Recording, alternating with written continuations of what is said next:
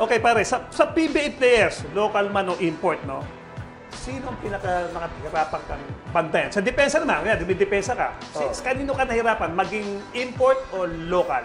Siguro masasabi ko, siyempre, Sambo eh. Talagang hirap bantayan ni Sambo yun, alam natin. Pero itong huli, yung championship namin ng Alaska, San Miguel, ako pinabantay ni Coach Norma kay Johnny Barrientos. Kaya talagang ang daming galaw eh.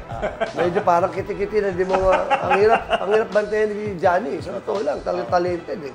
Kaya yun siguro, maano ko, si Johnny, si Sambo at si Johnny. Talagang ang parehong yun eh. Speed, nandun yung speed, quickness, agility. Mahirap talaga. Oo. Para ito naman, sino ang toughest defender para sa'yo? Yung dumidepensa naman sa'yo. Ako kasi, sa totoo lang, hindi ako naniniwala sa defensive player eh. Kasi katuwiran ako kasi, bakit dinodouble ako eh? Kaya ako napigil dahil sa double eh.